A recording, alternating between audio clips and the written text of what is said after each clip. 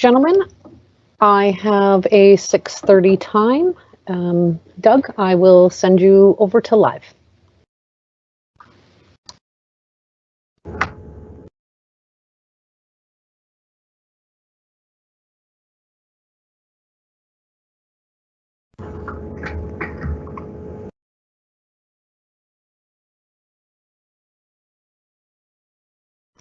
Ready to start when you are, Doug. Okay, thank you, Leslie. Welcome, everybody. We're just going to hang on a couple of more minutes before starting. I see that there's people still signing in. So I think we're going to start at about 6:35 to give an opportunity for more people to sign in before we get started with the initial presentation. So just hang tight and we'll be right back.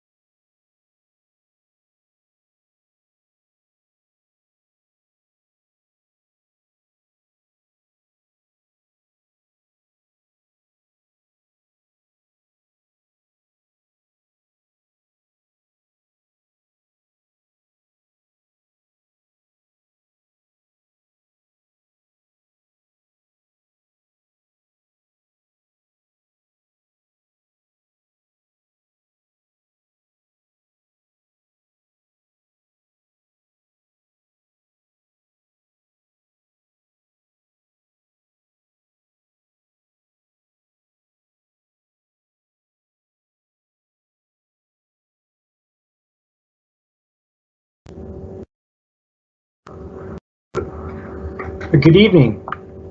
and welcome to the Jura Creek Public Information Event. Thank you for joining us. The purpose of today's event is to inform the public of the plans for the Jura Creek Flood Mitigation Project. The primary purpose of this project is to protect East Exshaw residents and the Highway 1A from debris floods. And with us today, we have 6 people on our panel, 4 of them from Golder. We have 4 very experienced subject matter experts from Golder. We have Ron Kitagawa. He's the project manager and lead design engineer. We have Bruce Dean, who is a senior reviewer. We have Les Sawatsky, a design reviewer. And we also have Tim Crowell, who's a hydrogeologist. We also have from the MD of Bighorn, we have Rob Ellis, the Chief Administrative Officer, and myself. My name is Doug Fulford. I'm the Director of Flood Recovery. And again, thank you for attending and welcome. Ron Kitagawa from Golder is going to start with a presentation for us, describing the plan for the Jura Creek Flood Mitigation Project. After his presentation, there will be an opportunity to answer questions you may have. And during his presentation, there will be different members of the panel explaining different parts. So please, I'm going to hand this off to Ron, and we'll proceed with the presentation. Once that's done, feel free to type in questions into the question and answer, and we'll do our best to get those answered for you. So off to you, Ron.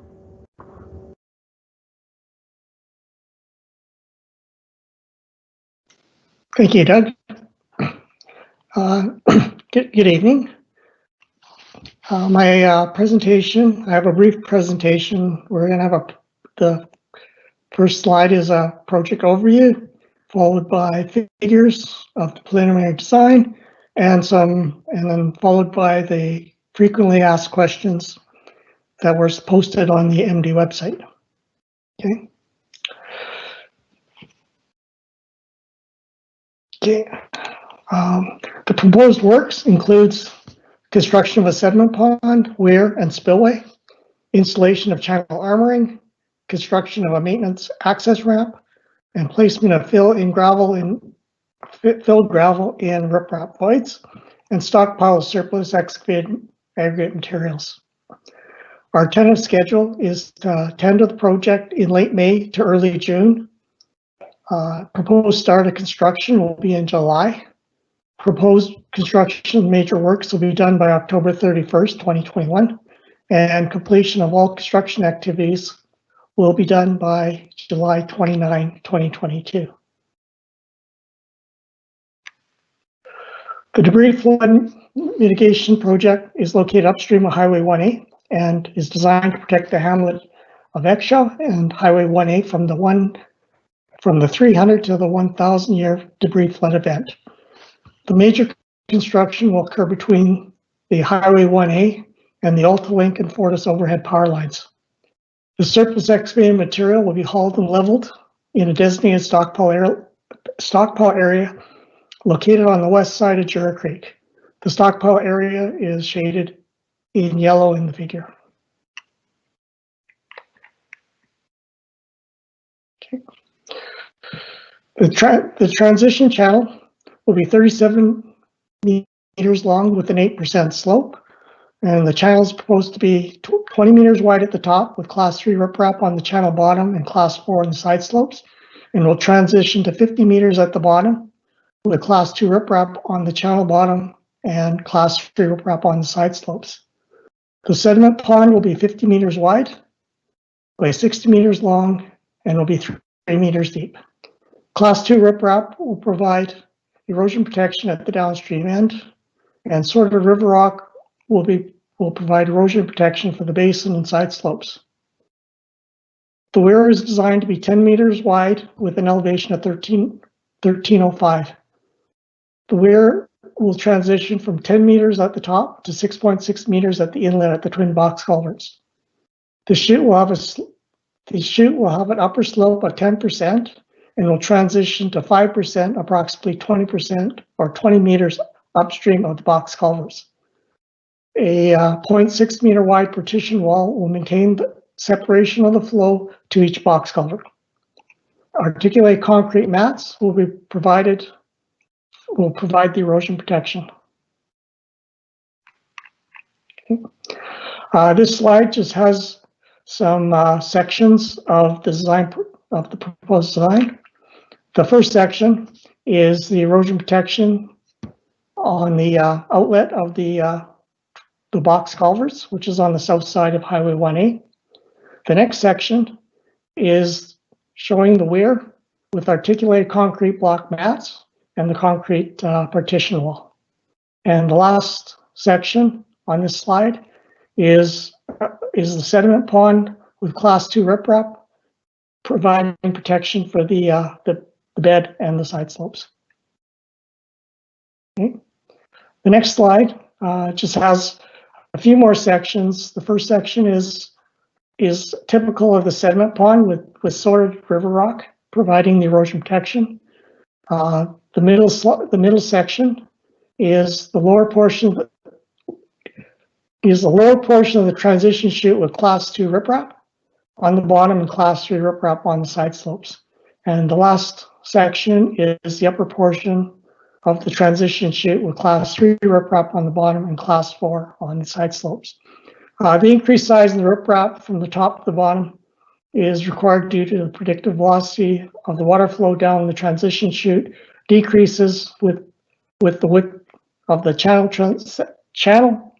transitioning from 20 meters at the top to 50 meters at the bottom. Okay. My final slide here is just a typical plan and section showing the location of the maintenance ramp, and the access ramp is required for the MD of Bighorn to be able to remove accumulated sediments from the pond, and the material will be hauled to the stockpile area that's on the west side of Jura Creek. The next slide will be presented by Tim Crowell. Great, thanks Ron, and good evening everybody. So this slide is just showing the mapped alluvial fan along Jura Creek, which is the green shading that you see. This was mapped by BGC Engineering during one of their technical studies in a 2015 report. So I'm sure many people know an alluvial fan is formed by depositing of materials. So these are silts, sands, and gravels that are transported by water. So these materials are carried down from the upper parts of the drainage along Jura Creek, down the slope towards the valley bottom, being the Bow River. And then when there's a change in slope and it begins to flatten or broaden out, these materials get deposited and start to build up over time, and then they fan out. So the main drainage line would be towards the Bow River, and then we see the east and west limbs of the alluvial fan develop over time, with the west limb encroaching on East Exshaw. So we'll touch on the alluvial fan in a subsequent slide, but we did want to show it here because it's an important control on groundwater in the local area. And maybe Les, I'll turn it over to you because I know you wanted to make a comment on this as well.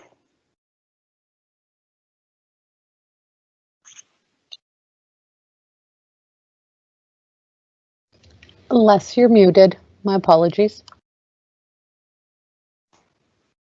I'm sorry about that. I could have given you a whole speech in silence. But anyway, I'm happy to talk to you about the sources of water, and more specifically, the sources of undesirable water in the vicinity of the residences of Exshaw. There are 4 or 5 major sources of water. The first one everyone's very familiar with from 2013, and that is Exshaw Creek spilling its banks because a bed load has been deposited in the existing creek, and so the creek no longer has capacity to convey the flow, and it spills its banks. Of course, all of you know about the project that was done there. Exshaw Creek was deepened, and purpose of that was twofold. One, to reduce the risk of spillage, giving it greater freeboard. Secondly, and more importantly, to provide storage space for sediment deposition, so that the creek could continue to function after sediment has been deposited. Second source of water is the Jura Creek spillage, and you experienced that in 2013 as well. Phase 1 of the project is done. The creek has been deepened, and so risk of spillage, especially at that arm of Jura Creek that points toward East Exshaw. The creek has been deepened and storage space for sediment deposition has been provided, so the risk of spillage is reduced. The residual risk of spillage is pluggage of the two-box culverts underneath the highway, and so as a consequence of such pluggage, the spillage could occur despite the fact that phase 1 is complete. And of course, this project, this talk is about addressing that next stage of construction that will address the risks of plugging the two-box culverts beneath the highway. Other sources of water, one is surface water runoff from the catchment and from the residential area. That, in my opinion, is the biggest risk of flooding because the catchment is relatively impervious, resulting in water accumulation in the lowland area whenever it rains significantly. Bow River flooding is a fourth source of water. The Bow River 100-year flood level takes it to about the level of the lowland area, close to East Exshaw, and that is a significant source of obnoxious flooding. But the bigger issue is that during that flood on the Bow River, there could be a rainfall event on the Exshaw catchment area, resulting in water ponding in the lowland with no place to go because the river has blocked the drainage path. A fifth source of flooding is high groundwater tables in the Exshaw Creek alluvial fan, and you do have rising groundwater levels in spring and early summer as a result of Exshaw Creek infiltrating into the alluvial fan, and the infiltration goes to raise the groundwater table, and that's been a perennial problem in the town for a long time. A sixth theoretical source is groundwater in effects from Jura Creek. Tim has talked about that, but Jura Creek mainly affects groundwater table conditions in the alluvial fan of Jura Creek, as opposed to the alluvial fan of Exshaw Creek. All of the residents of Exshaw are located on the Exshaw alluvial fan, not on the Jura Creek alluvial fan.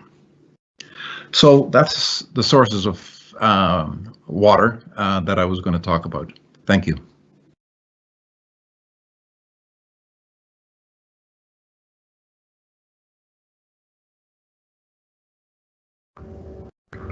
Thank you, Les, for that very informative explanation of what the flood risks are to the community of Exshaw.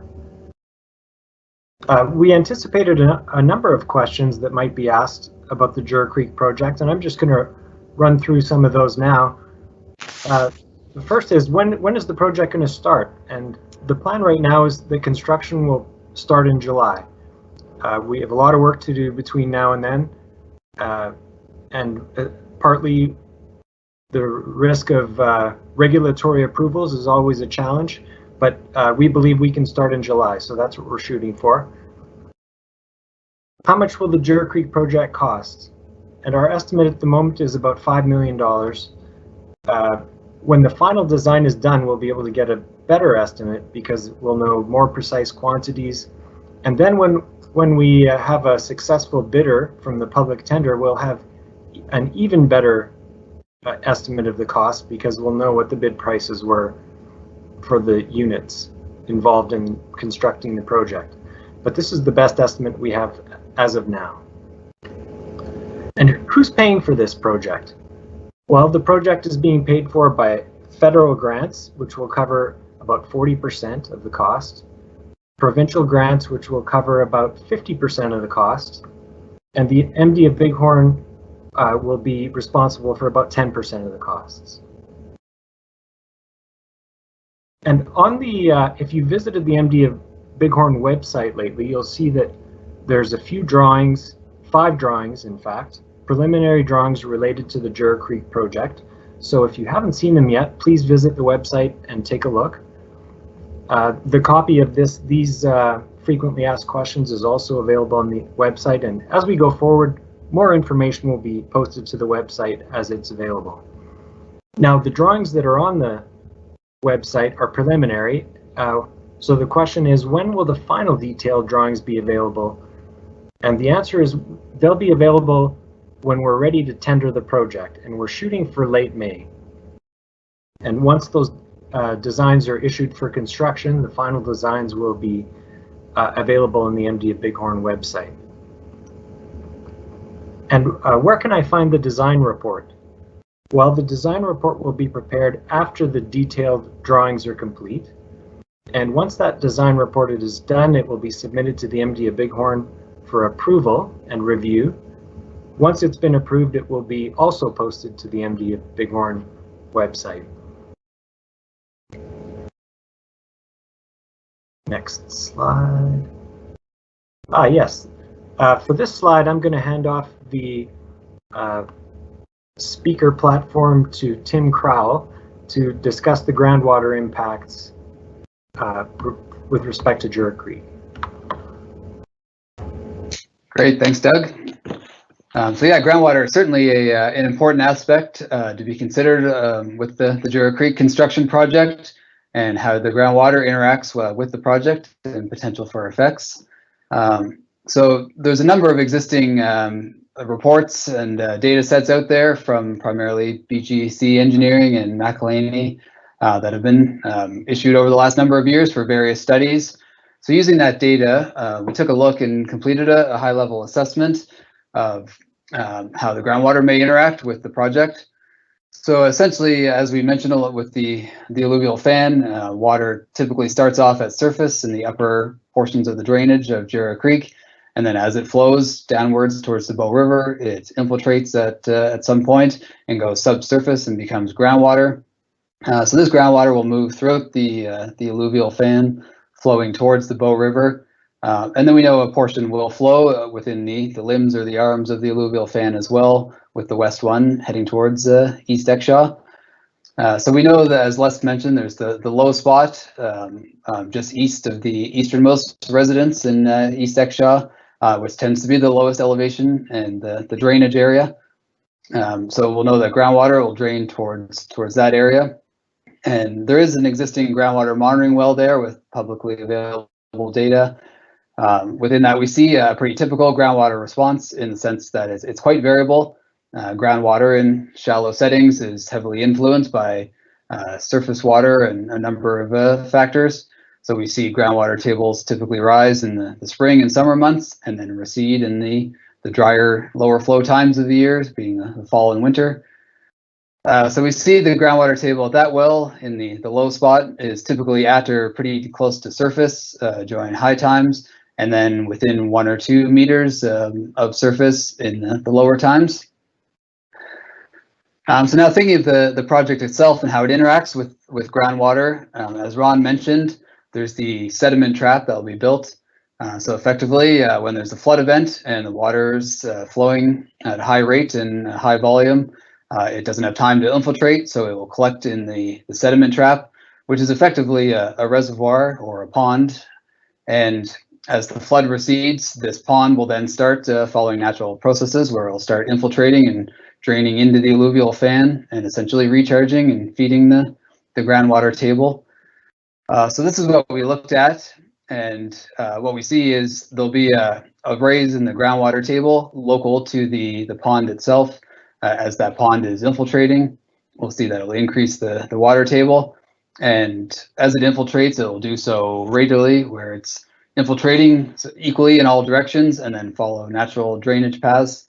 And then as you move away from the pond, the infiltration and the impacts from that pond, groundwater mounding, is less and less, and you eventually reach a distance where it's no longer influencing the groundwater table. So using the available data, we did a high-level analysis and focused on the area of East Exshaw to see if the influence from the ponding or the groundwater mounding would be noted at that greater distance away. And the results we came up with was it was negligible, that we didn't see any influence of the pond along Jura Creek at that great distance away. The effects are primarily localized to the Jura Creek area itself around the pond, and then as the pond recedes, the effects eventually dissipate, and the system returns to normal conditions outside of flooding events. And then just the final point on this slide is that in the coming weeks, there is a plan to drill 3 groundwater monitoring wells and points along Jura Creek. So this will provide additional data, and then there'll be continuous long-term groundwater level monitoring that can be monitored in time. And this will provide data to validate some of these analysis over time. Thanks, and back to you, Doug.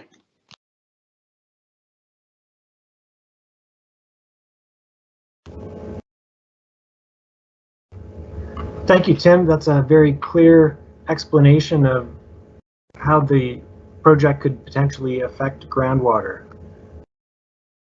We have a few more frequently asked questions that we anticipated, and so I'll just run through those quickly. Why was the Jura Creek project not constructed sooner?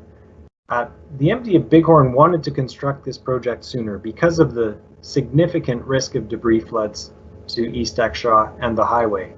However, we didn't have sufficient funding to proceed until November of 2020. So that is why we are now have sprung to action, and we're trying to get this built as quickly as possible, because every spring there's a risk of debris floods, and we don't want to have another spring with that risk hanging over our heads. Could East Exshaw still be flooded by Jura Creek once this project has been completed? And there's 2 parts to that answer. The first part is, the answer to both those parts is yes, it could be flooded. And the first part of that answer is, the design event of this project is 300 to 1,000 years. So if you get a vent at the upper margin of that or bigger, there's a risk that the flood mitigation structures could be overwhelmed and East Exshaw could be flooded. The second part of the answer to the question of how Jura Creek could flood East Exshaw is that this project is designed to pass water through the twin box culverts under Highway 1A, but there's no work being done further south. So there is a project in the works with Alberta Transportation to increase the capacity under the railroad tracks. Right now, there's only enough capacity under the tracks to handle about a 25-year event. And so you can see how if we got a 50 to 100-year event, the culverts under the tracks would be overwhelmed with the flow, and the ponded water would flow to the west and towards East Exshaw. So that's another risk of flooding in the short term until that Alberta Transportation project can get completed south of the highway. So having said that, when will flood mitigations be installed downstream of Highway 1A? Alberta Transportation is currently working on that project, planning it. The plan is to install some larger culverts under the CP Railway that will be able to pass the same design event as the project that we're currently looking at. So they need to increase that capacity so that the water can flow under the tracks and into the Bow River. The approval of that project is right now dependent on two stakeholders. We've got the Exshaw Community Association, and we also have CP Rail. So as soon as those negotiations are complete between Alberta Transportation and those stakeholders, then hopefully that project can proceed as soon as possible so that we can reduce the risk of flooding because of the bottleneck at the CP tracks. And the last question we anticipated was asking about recreational access to the Jura Creek area.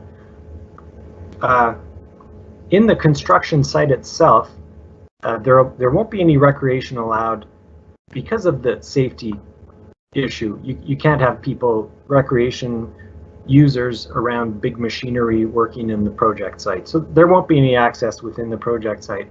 However, the normal access from the Jura Creek trailhead, the new one, to the Jura Creek Canyon, that will be fine. That's not going to, you won't have to go near the project really to get there, and so that will not be affected by this project.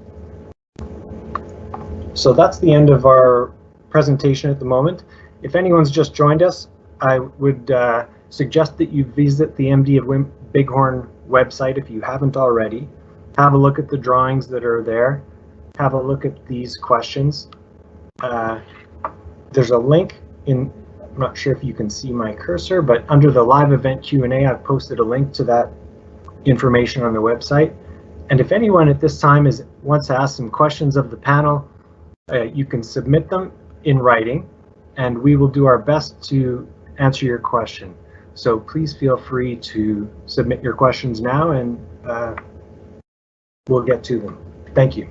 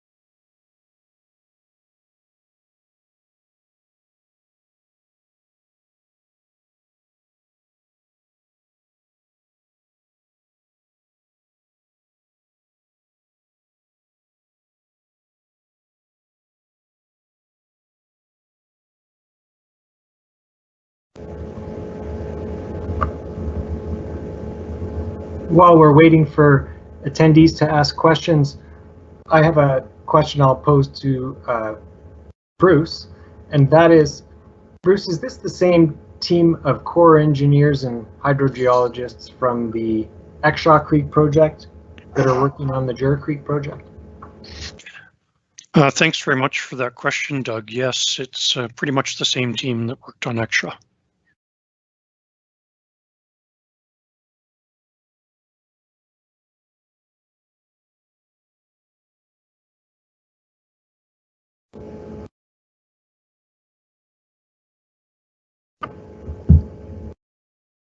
So with respect to that Golder team, this is a very experienced team of subject matter experts that are working on the project. We're lucky to have them. Ron Kitagawa has over 30 years of experience in the design and construction of flood mitigation, bank stabilization, dam infrastructure, hydraulic structures, and water distribution projects.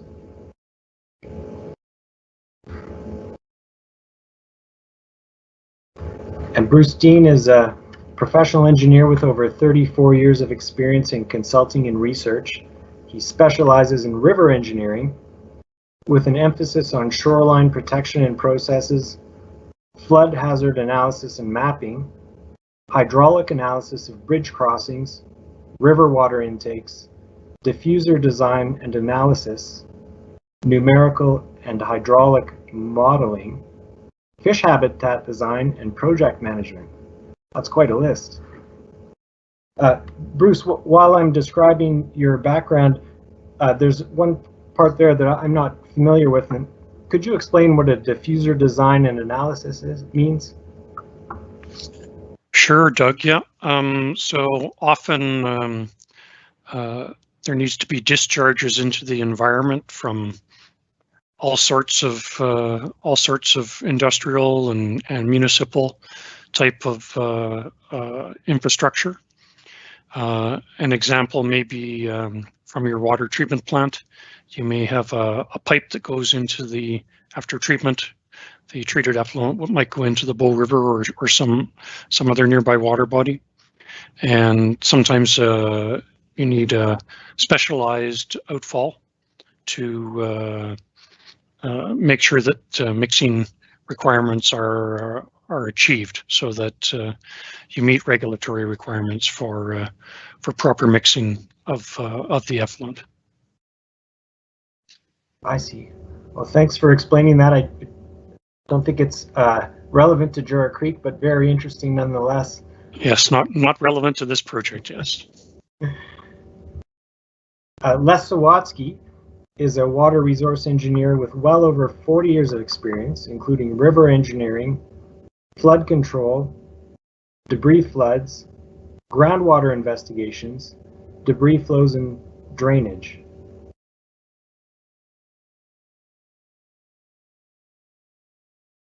And Tim Crowell is a hydrogeologist. His 15 years of local groundwater experience registered in 3 provinces. He leads Golder's Prairies and North Hydrogeology team, and he's responsible for management of the team and technical management and oversight of projects. And he's worked in many places in the world, including Australia, Africa, and Central America. So that's the team we've got working on this project on the MD of Bighorn's behalf. We're lucky to have such an experienced team working on this project for us. So I see we have some new questions. The first one is, it was stated that the residences in East Exshaw are located above the levels of the Exshaw Creek alluvial fan. How does East Exshaw's elevation compared to the Jura Creek alluvial fan elevation? So I think that question's going to be best answered by Golder. Tim or Les, would one of you be able to answer that? Tim, did you want to take that? Maybe I'll defer to you, Les. I think you've got the numbers maybe closer and the Exshaw numbers as well. Sure. Doug, I heard most of your question. Some of it was garbled because of technology here, I'm sure. But I think I know what the question was. How do the levels of the residential areas on the Exshaw alluvial fan compare to the lowland area? And how does that compare to Jura Creek? Just a bit of background here. I don't think I need to explain alluvial processes on an alluvial fan, or fluvial processes on an alluvial fan, because all of the residents listening to this presentation live on one. That is the Exshaw Creek alluvial fan. But as normally you expect the river to be in a valley, in a serious depression. And that happens almost everywhere except on alluvial fans, where the creek is located at a high spot, as you can see on both Exshaw alluvial fan as well as the Jura alluvial fan. So the residential area of Exshaw is on the Exshaw alluvial fan, and that is located opposite the Jura Creek alluvial fan. The East Exshaw, the low point there, the residences are, it seems like 1 to 2 meters above the lowest part of the low area between the two alluvial fans. So 1 to 2 meters isn't very much, and the lowland area just close to East Exshaw is subject to very high water tables, as Tim mentioned earlier. So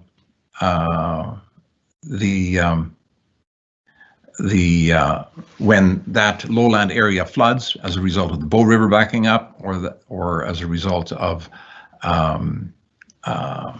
local runoff from the Exshaw catchment area, when water, or from the Jura and Exshaw Creek spilling, it rapidly affects the area of East Exshaw. But with Exshaw Creek being mitigated against debris flows, and Jura Creek soon to be mitigated, the risk to flooding at the lowland area of East Exshaw reduces to local catchment area and to groundwater effects, and to the Bow River. So there still is risk, but it's a local phenomena, and it's a type of flooding that was excluded from our scope of work when we first embarked upon the project. Is that satisfactory? Did I capture the essence of the question?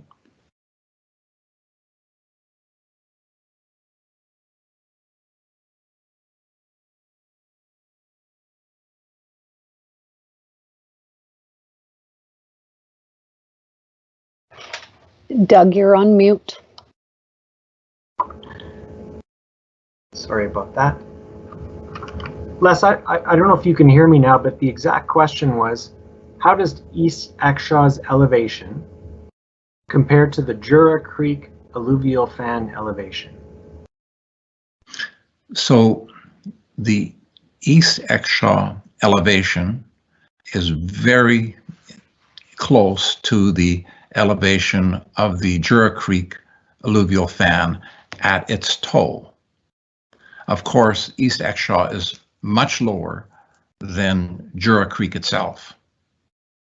So the Jura Creek alluvial fan goes from a high at the Jura Creek location down to the toe, and the toe area is similar in elevation to the residences at East Exshaw.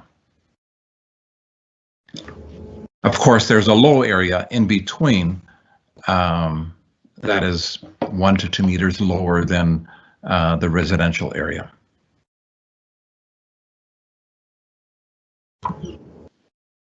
Thank you, Les. I think that answers the question directly. If that person asking the question has needs further clarification, please shoot us another question about that.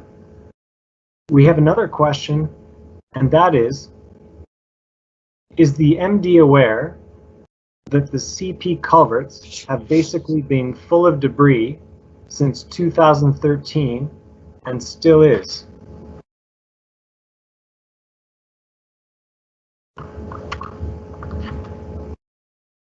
That is an excellent comment, and we appreciate that heads up. Does anyone from Golder want to comment on that point? Which culvert are you talking about? You said the CT culvert. You mean the culverts across the highway? No, the CP culverts are the ones under the railway. Sorry, CP instead of CT, yes. I can try to answer that. I've been at all of the culverts there, and I've seen the partial blockage of those culverts, inspected the amount of potential for flooding, and was part of the design team that advised new culverts underneath the CP railway. So yes, certainly have seen partial blockage of those culverts.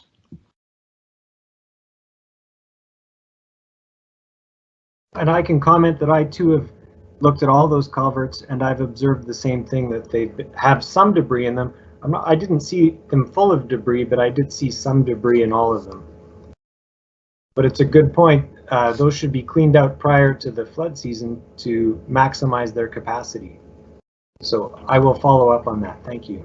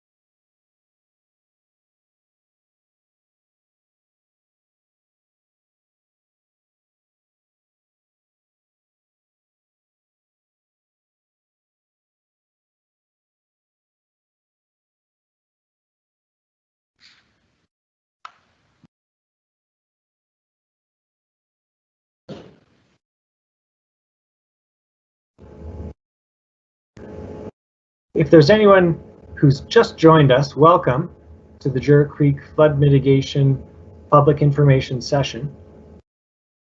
There's some information available in the MD of Bighorn website that may be of interest to you. There's 5 preliminary drawings, as well as some frequently asked questions and answers. So feel free to visit our website and have a look at that. There's also a link posted if you can see the live event Q&A. There's a link posted to that website. We have a panel here of subject matter experts, 4 from Golder Associates, who are looking after the design of this flood project, as well as Rob Ellis, the CAO for the MD of Bighorn, Chief Administrative Officer, and myself, Doug Fulford, the Director of Flood Recovery. If anyone has any questions, feel free. You can submit them in writing here, and we'll do our best to get them answered for you. Thank you for attending.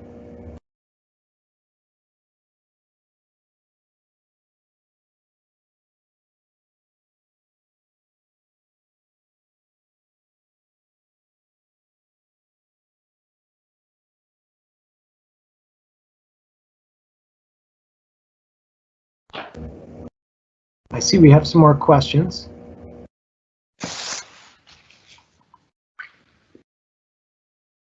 The question is, was there a review done of Jura design as was approved by council, and is that review a public document?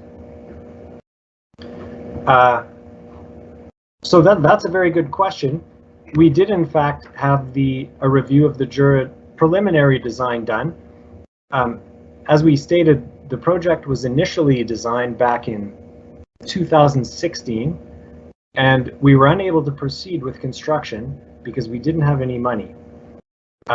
Those funds have now been secured, and once we had that in place, once we had the funding in place in November, we decided to proceed with a third-party review of the preliminary design, and Golder was able to look at the third-party review, and together we identified some opportunities to improve the design to make it even more robust and to ensure that we're getting what I'll call the biggest bang for our buck out of this project. So yes, there was a review done, and yes, the comments from that review have been, as best as we can, incorporated into the strategy for the final design.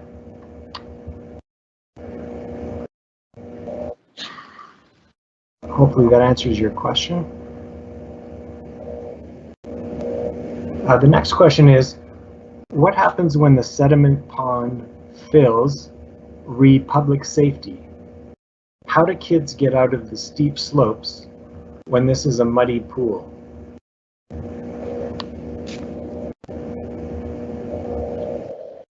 This is an excellent question, and it's one we had a lengthy discussion about internally at the MD Bighorn.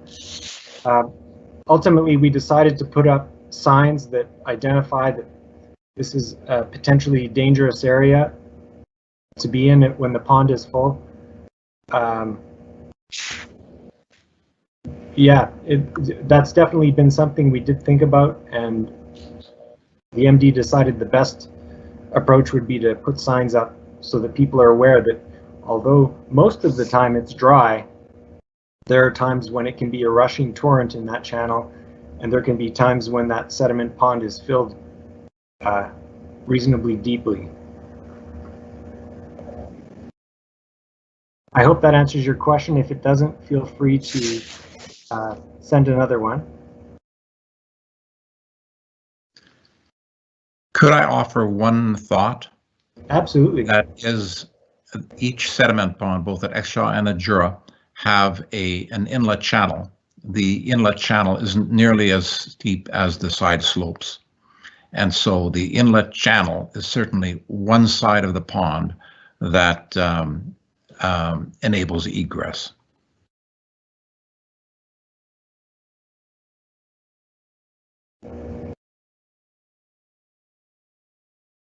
Thank you, Les. And I see we have some more questions here. How is measuring the groundwater right before beginning another major project protecting East Exshaw? We have no confidence that you have any clue about groundwater in East Exshaw after removing the silt from Exshaw Creek. I'm going to defer this question to Golder. Is there somebody from Golder who can take a crack at answering that question? There's a lot of information there.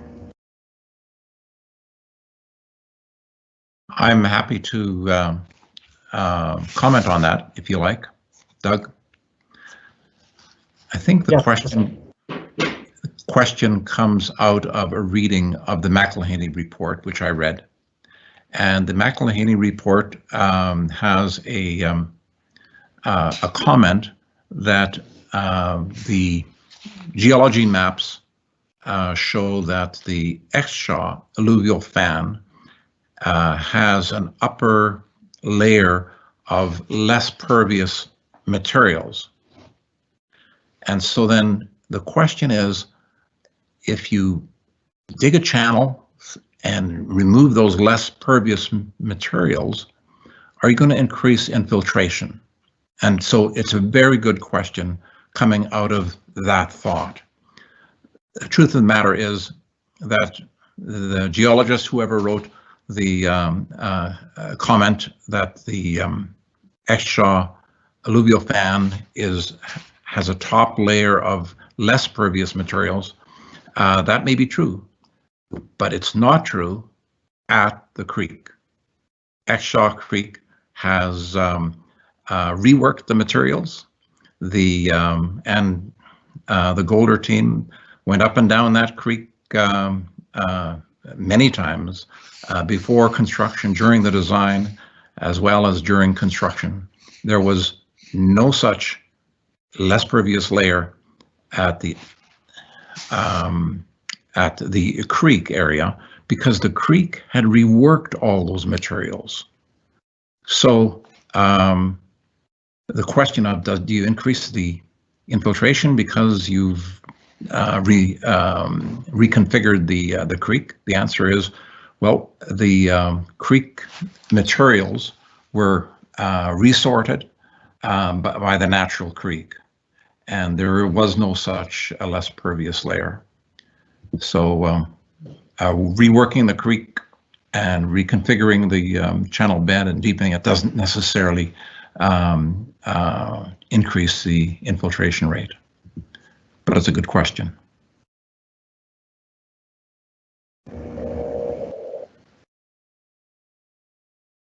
It is a good question, and thanks for that skillful answer, Les. We have another question here, and it is the plan to drill holes in the Jura Creek bed to drain runoff during construction, as in Exshaw Creek mitigation, and then not fill them so they create giant sinkholes where water drains into the ground and doesn't make it to the Bow River? Is there someone from Golder who wants to tackle that question? Yes, Doug, I'll shed some light onto this question. The reason that the piezometers were removed in Exshaw Creek was they were in the middle of the construction site. So leaving the piezometers in the ground would not have been advantageous for the contractor or for the project. Also, we in the areas of the piezometers, we raised the ground level of lot 9 a meter, so we would have ended up having to extend the piezometers, and that again too would have slightly altered the data results that potentially would change some of the future data readings. But again, we reinstalled those piezometers in a very close proximity to where they were. The location of those piezometers were on actually Lafarge property, so those piezometers have been now moved into the municipal reserve, which is controlled by the MD. The plan to drill or to install the piezometers in Jura Creek is to provide groundwater monitoring, and we've chosen the location of the piezometers so they are not going to be affected by the construction. So we are very optimistic that we're going to be able to get groundwater readings before and after construction. And the project is going to be constructed, starting in July and extending into October. And this is a period of time when there is no flow in Jura Creek. So the question is, we're not putting piezometers in the ground in order to drain runoff water into the ground. I hope that answers the question. Thanks, Ron. I think it partially answers the question, but if possible, I'd like to drill into this question a little deeper because there's a suggestion that somehow there were holes drilled in Exshaw Creek that created giant sinkholes where water drains into the ground. I'm not clear on what that would mean, but is there anyone who can address that?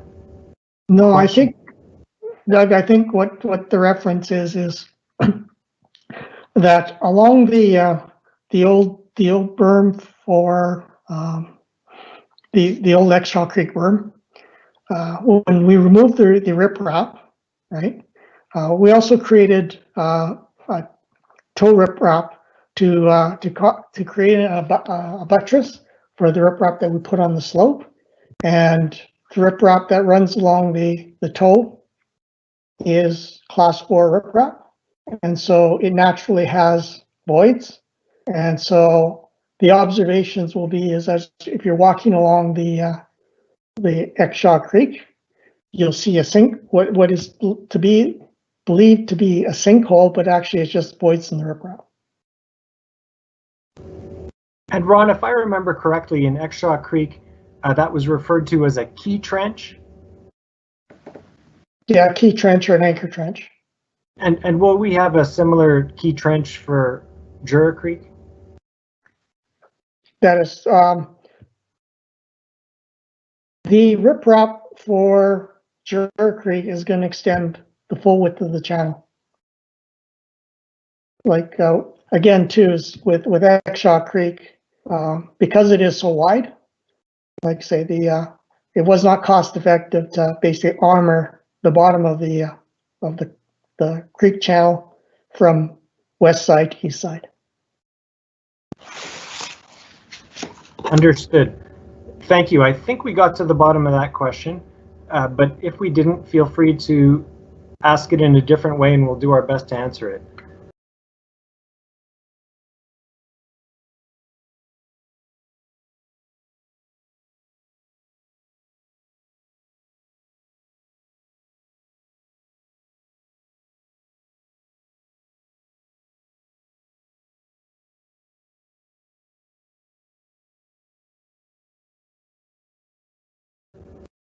The next question was council invited to this meeting?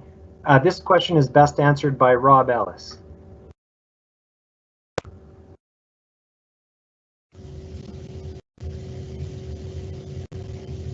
Thanks, Doug. Council was aware of this meeting. They were given the same package as has been received by the public via our website. And so as a member of the public, they are more than welcome to attend.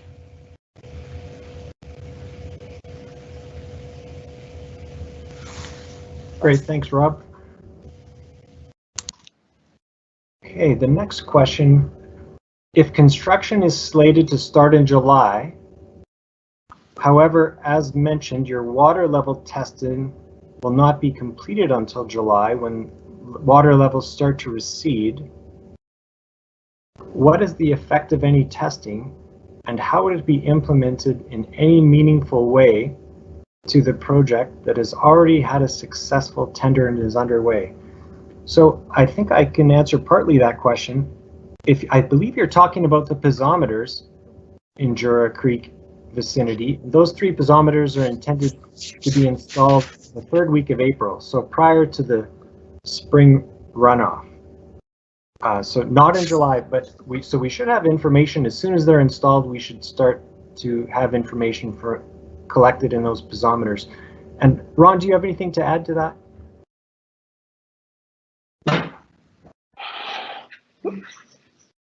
No, Doug, I do not.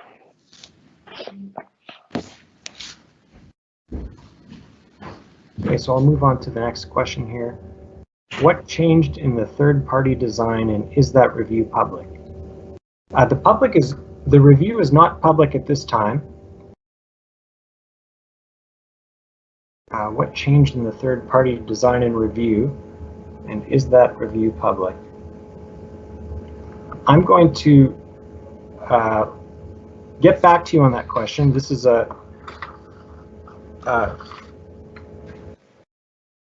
there's a lot to that question. Let me come back to that in a few minutes. I will come back to it. Just give me a few minutes here. I'm going to move on to the next question for now. The Lego brick blocks in Exshaw Creek are a foot trap. Is it the same style for Jura? Can someone from Golder answer that?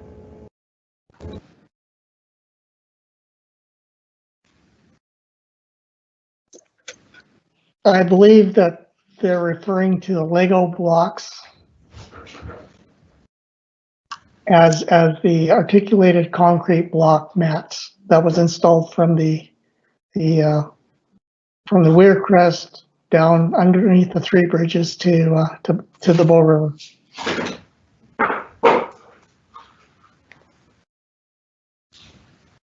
And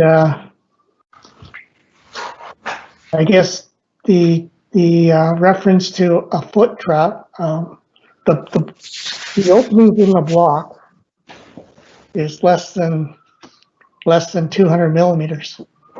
So I guess if you got a small foot, you can call it a foot trap. But yes, it is the blocks for Jura Creek will be the same.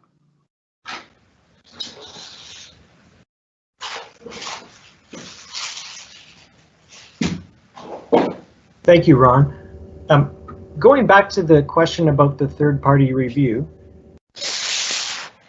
the main objective of the change from that review was to reduce the frequency of having to breach Highway 1A during a major flood event. So, in other words, if you recall 2013, what happened is those culverts under the Highway 1A filled with sediment, and the flow headed west down into East Exshaw. And what they had to do was tear up the highway so the flow could continue down towards the Bow River. So the main change after the third-party review was the MD asking Golder to make the design a little more robust to reduce the frequency with which we would have to breach the highway in an event. So in the initial design from 2016, if I recall correctly, we expected to have to breach the highway in a 100-year event or greater. Now, with this design, I believe the design event for not having to breach the highway is the 300 to 1,000 year event. Is that correct, Ron?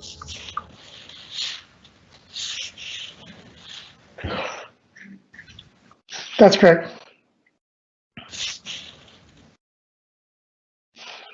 So that's the main change that's happened since the 2016 preliminary design. There's been some other minor ones, which I'm not ready to discuss today, but at some point I'd be happy to give you a better answer to that. So I'm going to move on to the next question. Les, do the sediment removal tests done by Lafarge in Exshaw Creek verify your comments that there wasn't silt in the creek?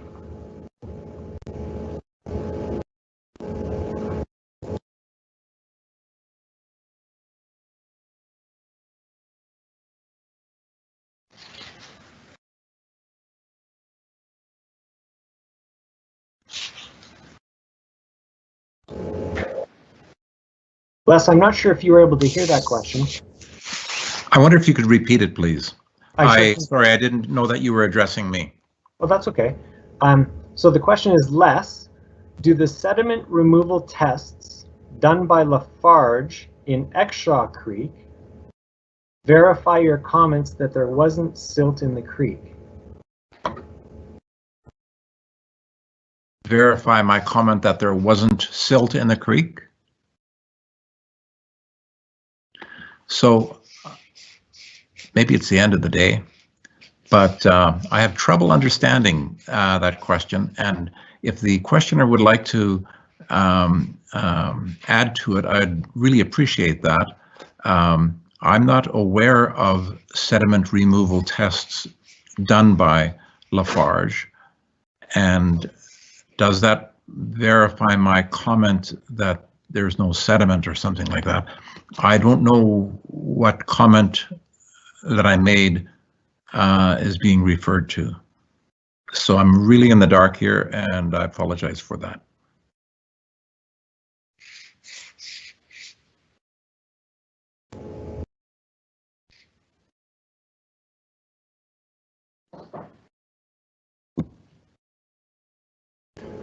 So to the person that asked that question, maybe you can ask that question in a different way. I don't think we're exactly clear on what you're asking there. Sorry if we couldn't give you a precise answer, but feel free to ask it again in a different way and we'll do our best to answer it for you. There's a comment that says, I've seen flash floods in July, August, and September in Jura Creek over the last 20 years. Does anyone have anything comment on that comment? My comment to that is, Ron Kitagawa, beware, because it's not something that I knew about based on lots of conversations with people, with local residents. And flash floods in July, August, September is not something that construction manager like Ron wants to hear about, but it's something that he's going to have to deal with.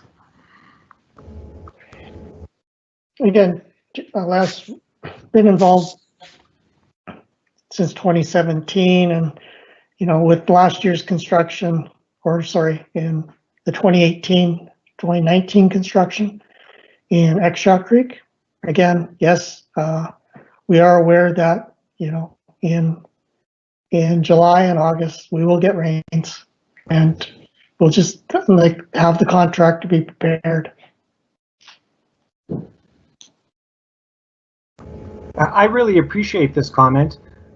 Most of our concern for floods has traditionally been in May, June, and July, but I would personally like to hear more about what you've observed in July, August, and September. So if you wouldn't mind, my contact information is on the website. I'd sure like to hear more about your experience, because anything we can learn more about and be more prepared, we would like to know more. So please feel free to reach out to me, and I would like to hear what you have to say.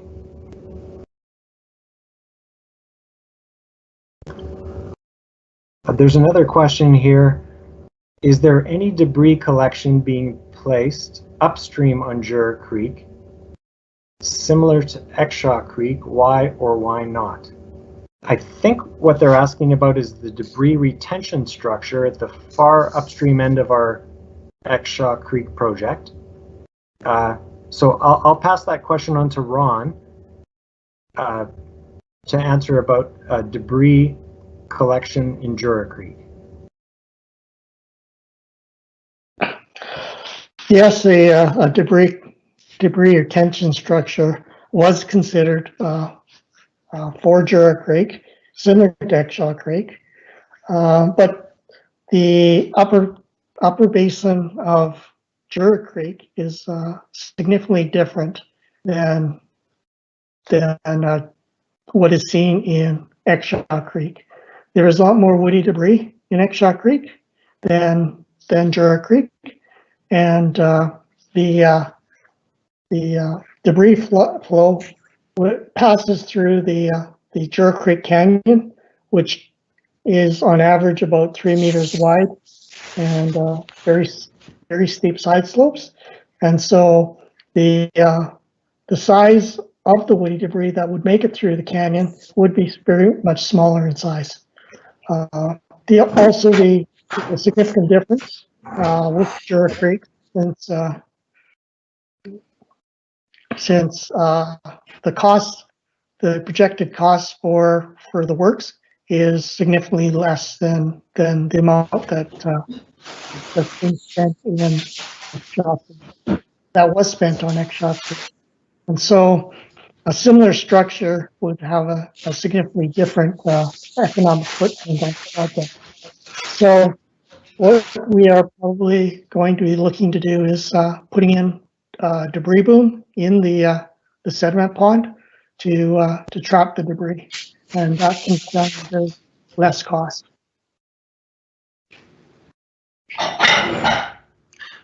Could I add to your answer, Ron?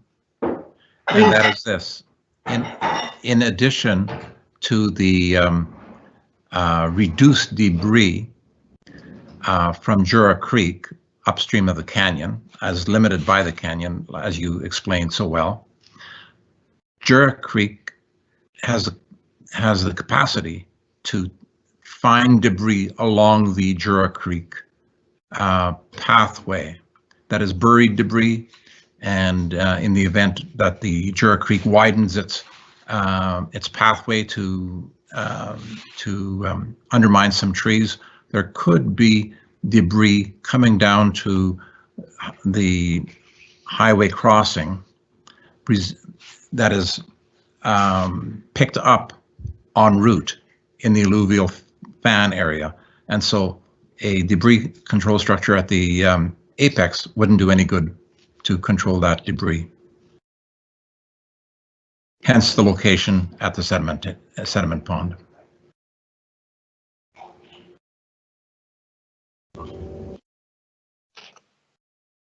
Thank you, Ron and Les, for providing some insight into why we're doing what we're doing with respect to debris collection in Jura Creek and how that's different from Exshaw Creek.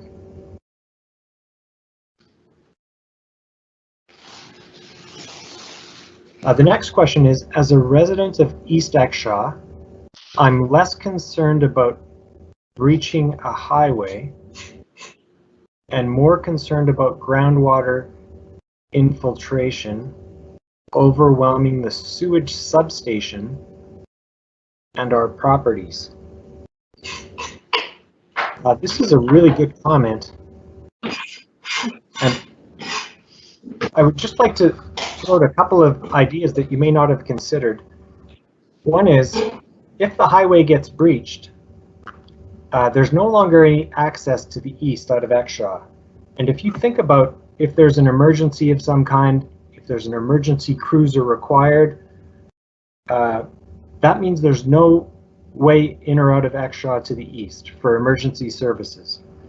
In 2013, it took more than a week to restore that road after it got breached. So breaching it is not a trivial undertaking. It's a serious undertaking. The second thing to consider with breaching the highway is it potentially results in significant economic losses. We have major industrial businesses along our highway, and their products are moved both by rail and by road. And if that highway's breached, that means that road movement of goods and materials and people comes to a halt until it's repaired. So I would just like to start with that response, but now I would like to hand this off to Golder, because they can no doubt add more wisdom to this, answering this comment, which is an excellent comment.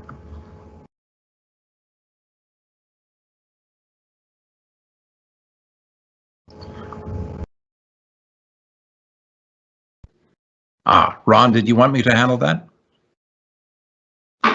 Sure, Les. Okay, I do believe that infiltration is an important issue to the residents of Exshaw. It came up repeatedly in this afternoon's session, and I would like to give a few background comments and then conclude with what we talked about before in the introduction. As everyone in Exshaw knows, both Exshaw Creek and Jura Creek, or Exshaw Creek anyway, infiltrates. Much of the flow infiltrates into the alluvial fan. And that's evident simply by walking up and down Exshaw Creek and seeing that there's a good amount of flow at the upper end apex, and very often that flow reduces to zero because of infiltration. So infiltration on an alluvial fan is a very significant issue. It happens, and it is obviously clear that it happens on Exshaw Creek. From all of what I've been able to determine by walking up and down Jura Creek and talking to local residents and observing the existing geomorphology of the area, I would readily conclude that what happens at Exshaw Creek is exaggerated at Jura Creek. That is, even more of Jura Creek flow infiltrates into the ground. And one can evidence for that is several-fold. One is that during the 2013 year flood, the amount of flow at the highway on Jura Creek was significantly smaller, by my observation anyway, than what happened, what BCG has modeled. So the flows we're designing for are a whole lot more than the flows that were observed to cross the highway. And the simple answer is that most of it infiltrates upstream of the highway. Another keen observation is that the Jura Creek channel is some 40 to 80 meters wide, 20 to 80 meters wide naturally, and upstream of the highway. But look across the highway, look south, and what you see is trees along the Jura alluvial fan. That is, the Jura Creek channel down south of the highway is mainly vegetated, and that's as a result of the fact that water rarely gets there. And we still design for the full capacity because that's what we have to do. But most of the flow from Jura Creek infiltrates and reaches the groundwater table. So that's a perennial occurrence, and the key question then is whatever is going to be done to Jura Creek to mitigate floods, is that going to cause an increase in this already large infiltration? And the response that Tim and I gave at the very beginning is what we believe to be true. Basically, Jura Creek infiltration affects the water table in the Jura Creek alluvial fan.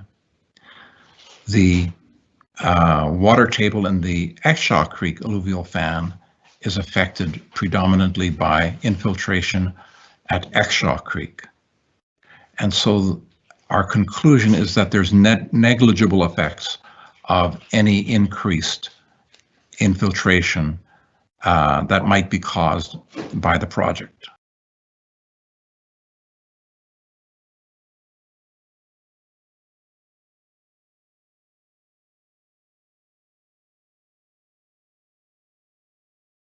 And that is negligible effects on the residences of East Exshaw. Sorry for the long drawn-out explanation, but it was I felt it was an issue earlier today. Well, thanks for that very clear and informative explanation, Les. I can't see who asked this question, but Rob, are you able to speak to the substation, sewage substation? I'm not able to speak to that.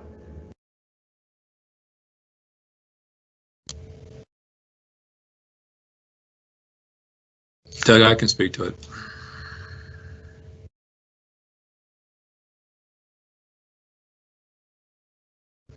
Thanks, Doug. It's a good question. In 2013, that substation was inundated with water coming from Exshaw Creek. That whole street, or two streets, were totally flooded with debris and silt and logs. Everything you could possibly imagine came down on that street, on McGilvery, on the lower point of Pigeon, and other streets also where the water came down from Exshaw and shot down the streets heading south towards the 1A highway as well as the CP tracks. So yes, it was completely inundated. There were sewage backups into many of the homes in Exshaw, so we're well aware of the issue of keeping that lift station or sewage to be protected. Thanks, Doug.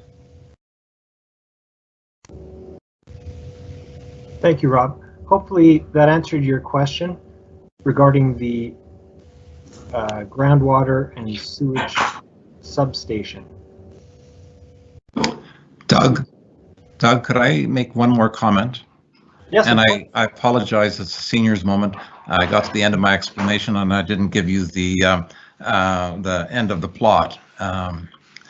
Anyway, the unique thing about groundwater seepage into that lowland area is that it happens after the flood. So any surface water, and surface water is usually your main issue because that's the large amount of flow. Groundwater is much lower in proportion, and so the existing drainage system that is provided, even though that drainage system has some very small culverts crossing the highway, and one of our recommendations was fix up the drainage system, but seepage is not going to make a big difference to the wetness, to the inundation levels of that lowland area. Inundation, that is flooded, ponded water, is controlled by runoff predominantly, and the increase in seepage from Jura Creek infiltration comes after the flood because of the time delay in groundwater seepage, and is a much smaller amount of flow, and as a result, the threat to the substation is much less from groundwater than from surface water.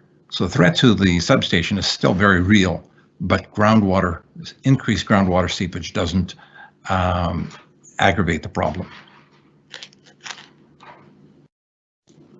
Thank you, Les, for that very clear and informative answer. We're delighted to have you here on our panel and assisting us with answering all these questions. We've got a few more questions. I see one here. It says, Lafarge did sediment size tests, and you commented that they were largely larger sediments in the creek and not silt, i.e. they had been reworked.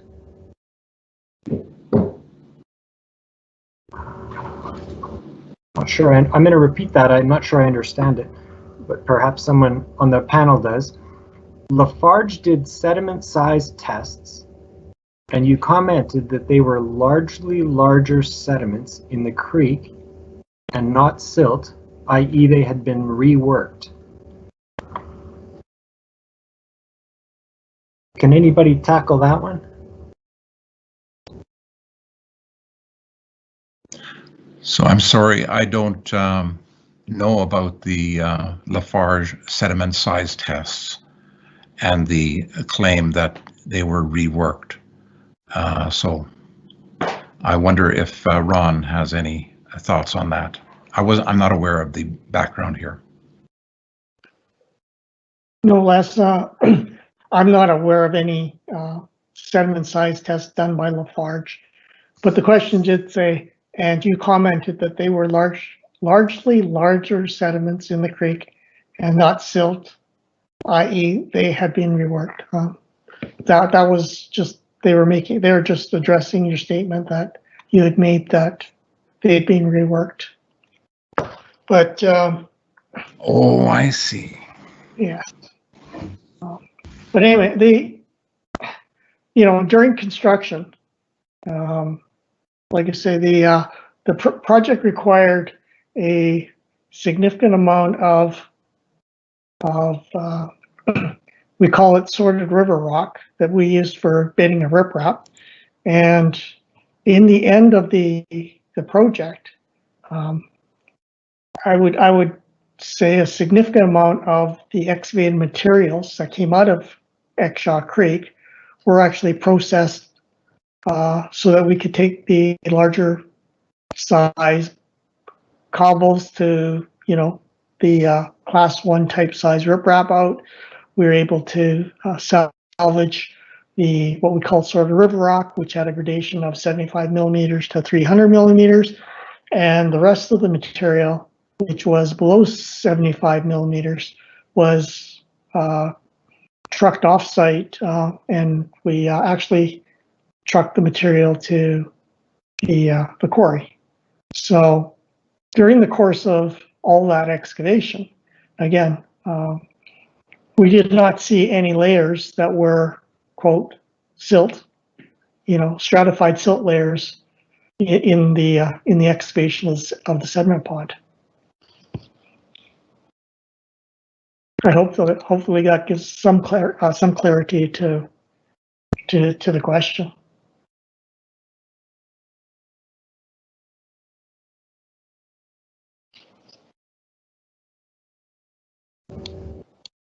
Thank you, Ron, for answering that question. We've had a lot of excellent questions here this evening. I see there's another one here. Are there any historical measurements of water levels throughout the Jura Creek fan to compare the new measurements to?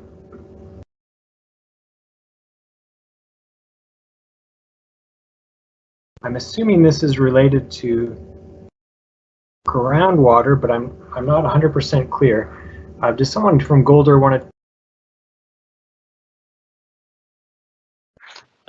Yeah, hi Doug, I can take that. It's Tim with Golder.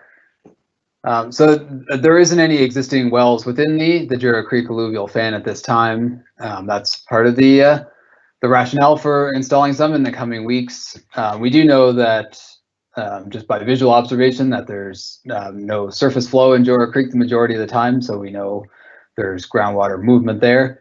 And Ron, correct me if I'm wrong, but you did some test pitting along Jura Creek, and everything was dry and unsaturated down to your pit depth. So we know the groundwater table is at least deeper than those depths. But the new wells will collect data moving forward and will be used to validate some of the understanding and the assumptions.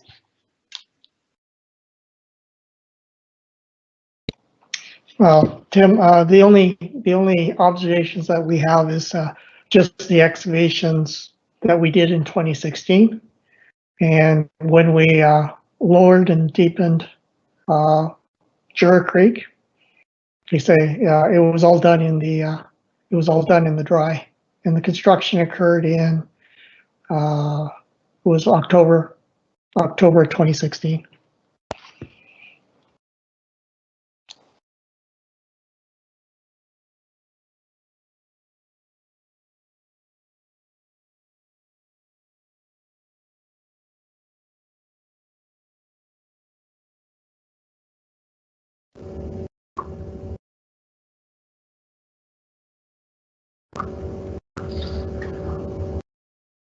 Well, I think we finally managed to catch up on all the questions. We've had some excellent questions this evening.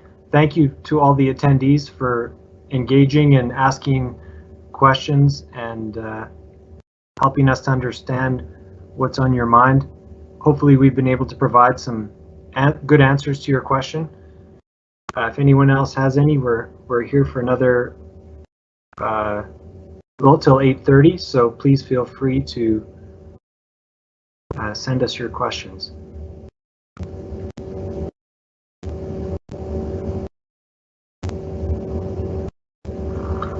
I'll once again refer everyone to the MD of Bighorn website, where there has been some preliminary drawings, 5 preliminary drawings posted, as well as some frequently asked questions and answers. As time goes on, we'll be adding more information to that part of the website. So stay tuned, and we'll have some more information for you as we go forward.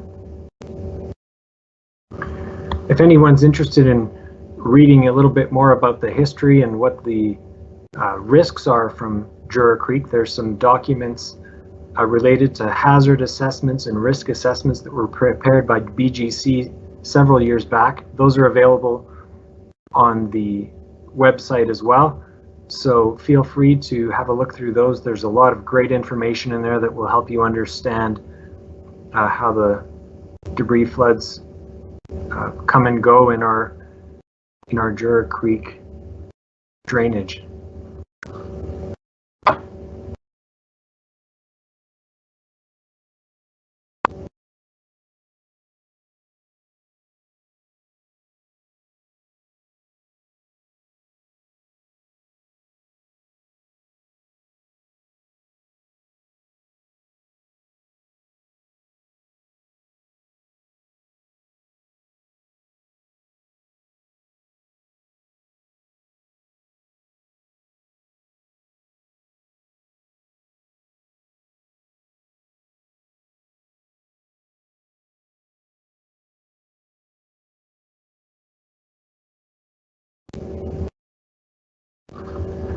I'm going to briefly return back to the question about the review of the preliminary design of Jura Creek, and just add a few more comments about what changes have been made to the design as a result of that review.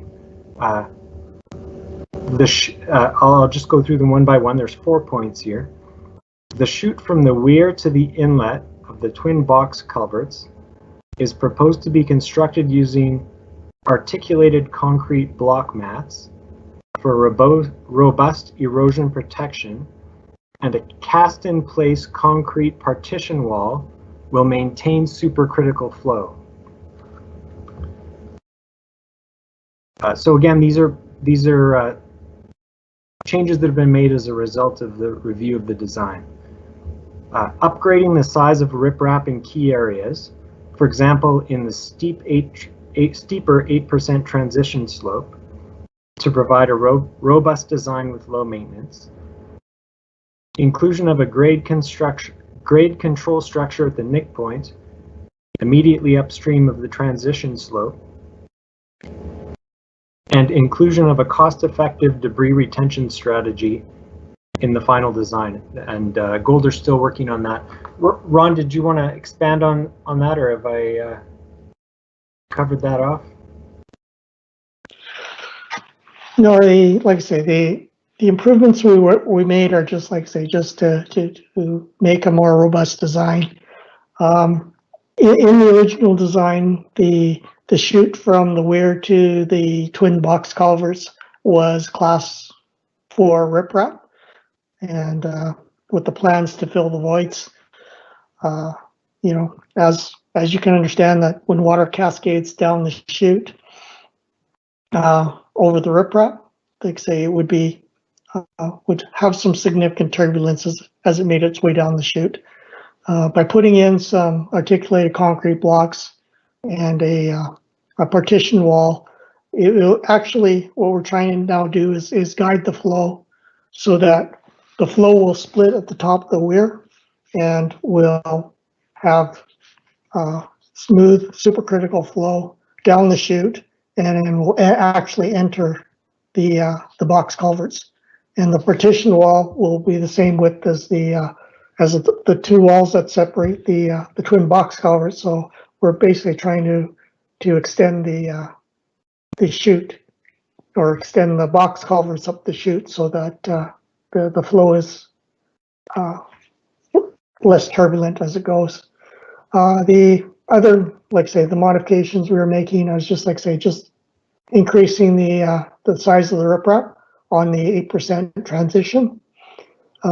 Again, too, is that as we are doing more and more analysis on the flows that are coming from Jura Creek, we're just again just improving the design to handle those type of flows. Again, too, is that the debris retention structure. Again, that was you know, was considered in the preliminary design, but again,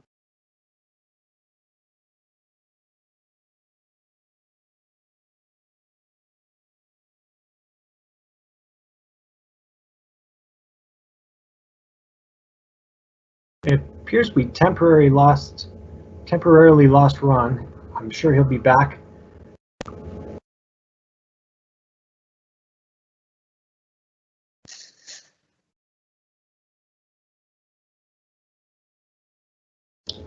Sorry about that.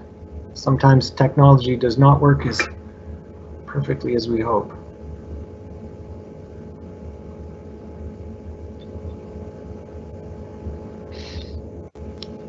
I do believe that Ron had finished his response, though.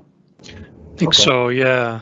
I think the only other thing that, oh, there he is back, but I think the only other thing that was on your list there, Doug, was the debris retention strategy, and you're right, we're in the midst of determining what that would look like and how we might best address the debris. sorry about that, Doug. Just technology. No worries. Sorry, were you finished? We weren't sure if you were finished or if you had some more to say. No, Bruce was making the comment on the debris retention structure. So that was my final point. Okay. And thank you, Bruce. No problem. We all have to deal with dropped calls from time to time. So.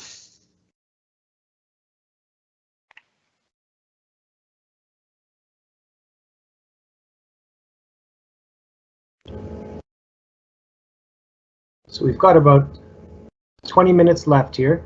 I would like to thank Leslie Ray and Lana Hill. They've done a lot of work behind the scenes to make this event happen.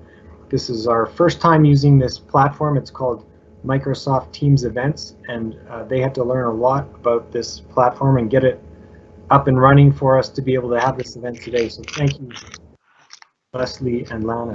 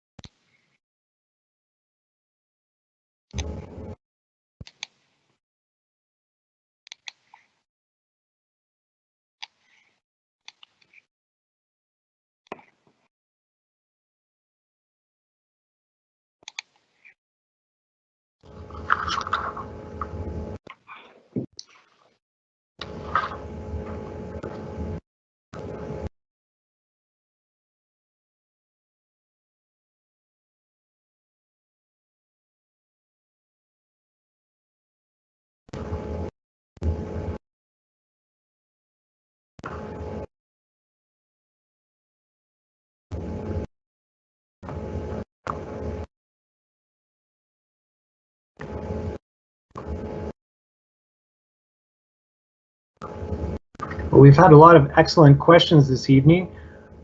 Hopefully we've been able to answer those questions to your satisfaction.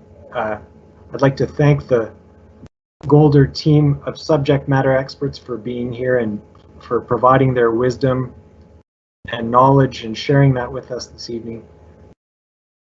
We very much appreciate the work they're doing on helping us move this project forward so that we can protect East Exshaw and the Highway 1A from debris flood events.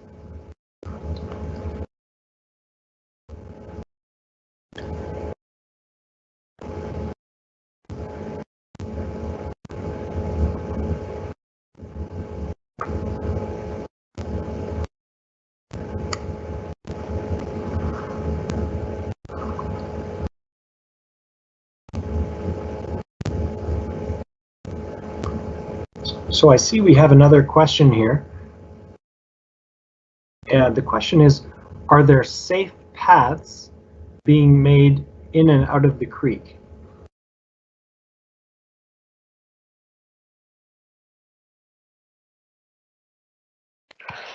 Well, Doug, the only quote safe pass that's going to be constructed is the maintenance access ramp.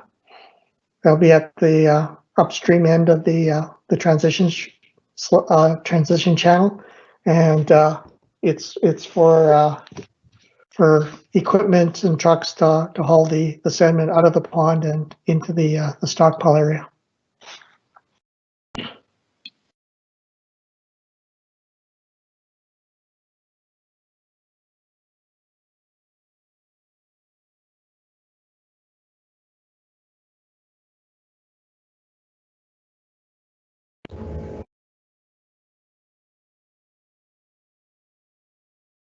So I believe everyone in attendance can see the PowerPoint presentation, which continues to cycle through. Based on that assumption, I think if you look at slide 8,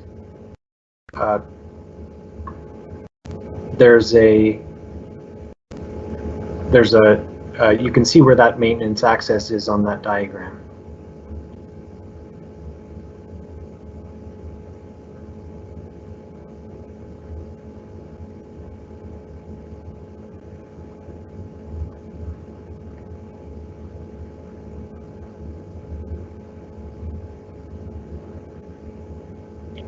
And the ramp slope will be at 10%. So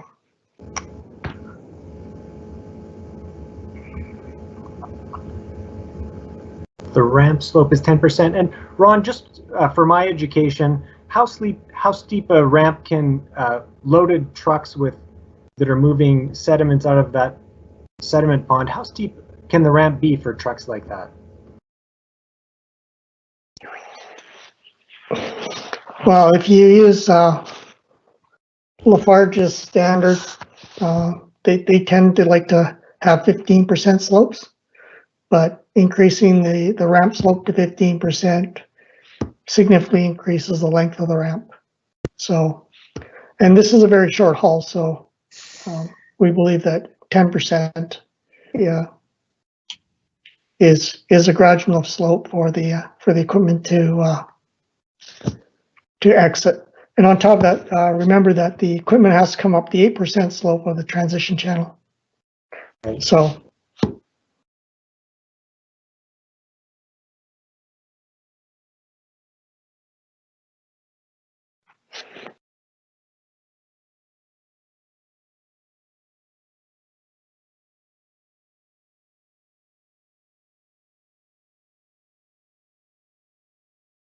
thinking about walking down one side of the bank and up the other, how steep are the side slopes on the channel typically?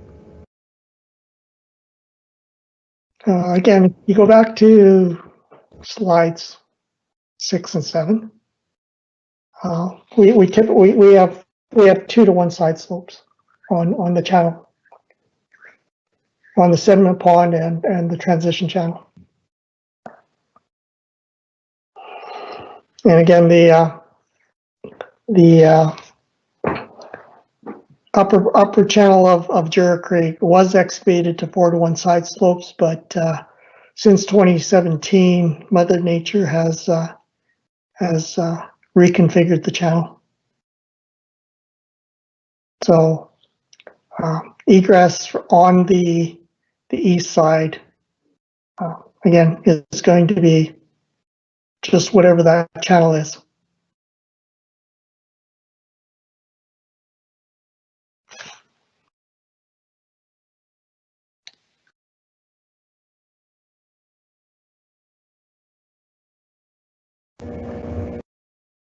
Thank you, Ron. Hopefully that answers that person's question. Don't see any other questions at this time. May I just make a comment on that, Doug? Ron is right. The future channel will evolve as the channel experiences floods, and the side slopes won't be as constructed 2-on-1, and more than likely they'll be about 1-on-1, and sometimes steeper. Vertical side slopes are very common in nature. So it'll be like a natural creek, which has variable side slopes, some of which are vertical. And when crossing a creek, you've got to take care because you may not be able to get up if you jump down one side. And so that sounds like a safety hazard. I've been told that residents of East Exshaw are very familiar with natural conditions, and they know how to protect themselves. This is going to be an issue where they need to protect themselves by making sure that they have an egress before they jump down.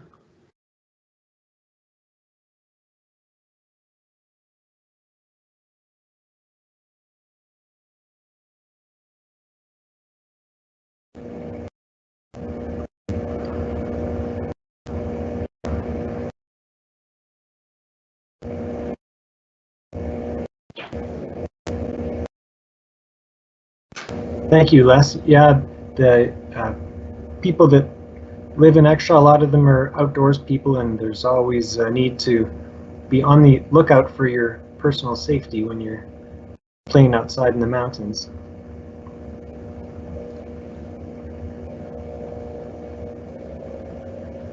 Well, we've just got a few minutes left here.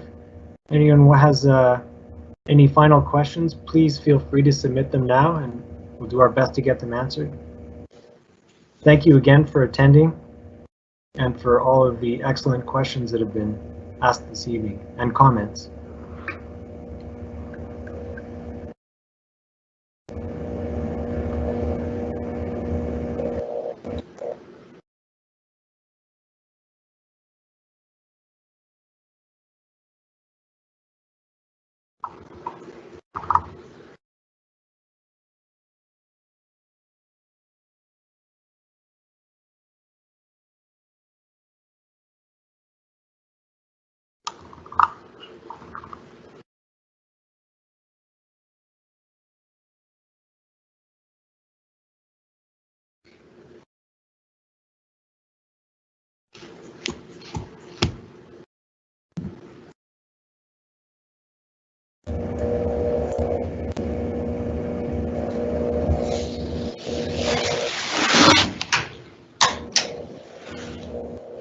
Well, I would like to once again thank our panel of 4 experts from Golder for attending this evening. We really appreciate you being here. We realize this is taking time out of your personal time. It's been a long day for you, and we really appreciate the thought that's gone into answering these questions and helping our residents understand what we're trying to accomplish here.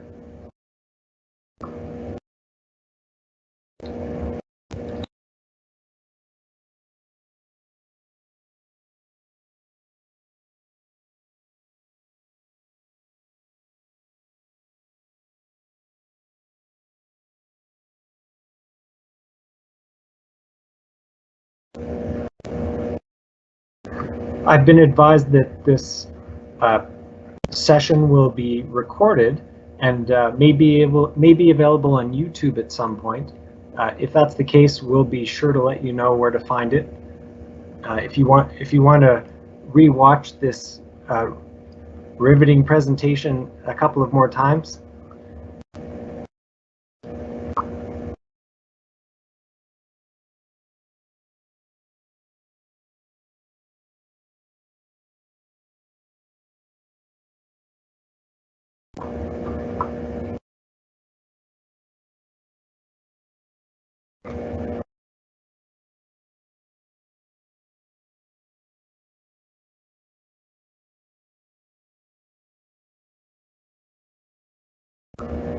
well, we've just got a couple of minutes left here. Are there any closing comments anyone on the panel would like to provide us with?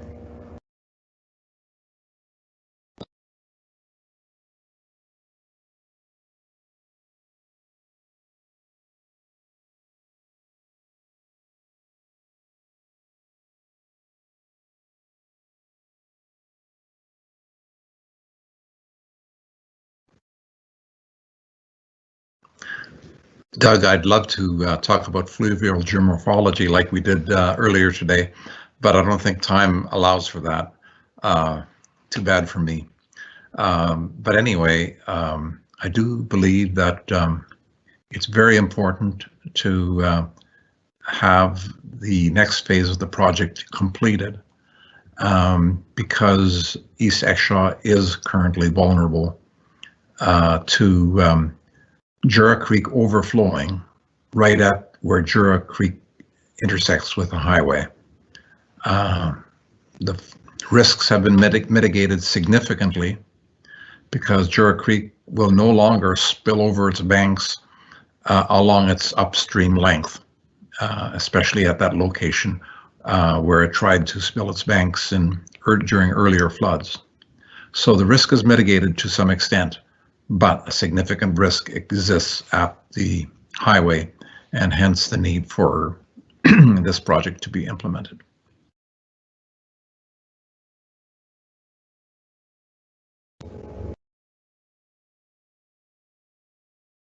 The first time I read BGC's risk assessment, or perhaps it was the hazard assessment, I was surprised to see that there was a fatality risk from Jura Creek to the residents of East Exshaw, and I don't know if that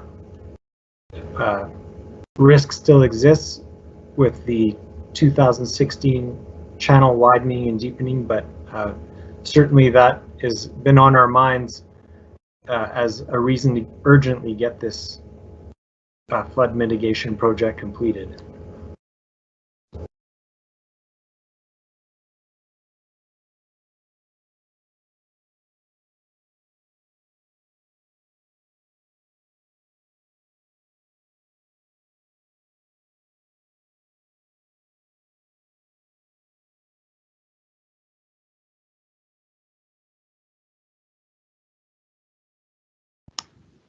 Speaking about risk is very significant where the Jura Creek spills over its banks.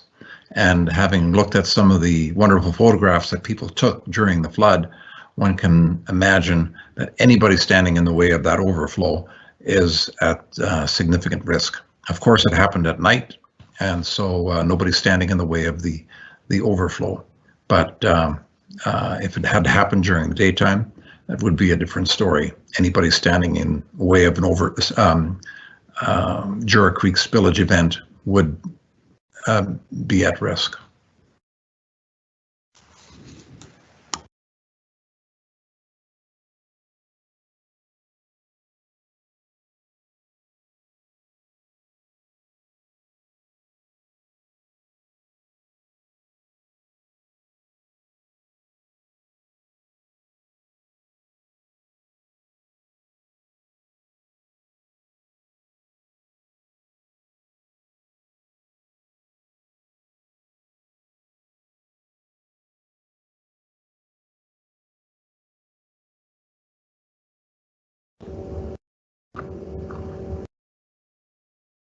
Well, we're approaching 8:30.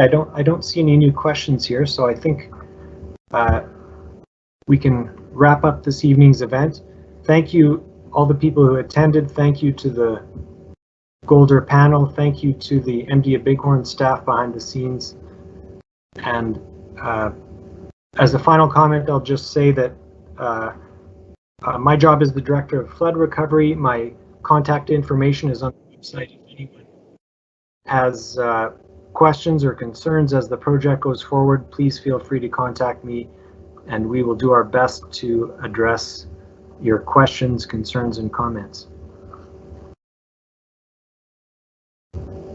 So thank you again, everyone, for attending and for your excellent questions. And good night. Thank you.